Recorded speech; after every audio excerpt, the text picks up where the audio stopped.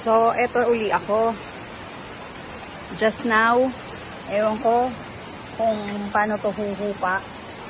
Yung sinabi ko kaninang gauge ko, yan na yun.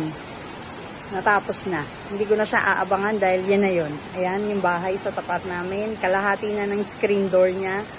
Puno na. Ayan, si Roxanne, hindi ko nakukontak. Siguro wala siyang wifi kasi nag-brown out na. Ayan, sa loob ng bahay nga pala nila mami may tubig na rin. So, lahat ng pots ko ubos. I mean, lunod. Hindi ko alam kung ano ang nabuhay. Ngayon, ito. Yung sa tapat namin, hanggang dito na lang ako pwedeng kumuha ng picture. Ayan siya, oh. Kalahati. So, yung lumalakad dun sa, sa ibabaw ng kanal.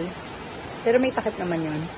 Hanggang dibdib. So, I guess, pag dito ka sa pinaka-flooring namin, aabot na siguro to ng leeg. Kasi, ayan yun, lunod na yung halaman ko eh. Pati pot ko, wala na eh. Napasok na ng tubig yung loob ng pot ng harapan.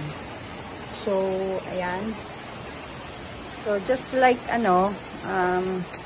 Ondoy and Habagat, ganito nangyari. Pero, mas worse naman sila nun, yung Habagat at Ondoy. Kasi, si Habagat at saka si Ondoy, yung gate na to, nawala yan. Nawala rin yan. Yun ang pinaka-worst.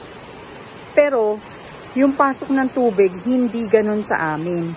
Yun nga kami mas mataas yung tubig ngayon, kahit na hanggang dyan pa lang yung tubig na sinasabi ko. Nung Habagat at saka si Ondoy, nawala yung bakod na yan.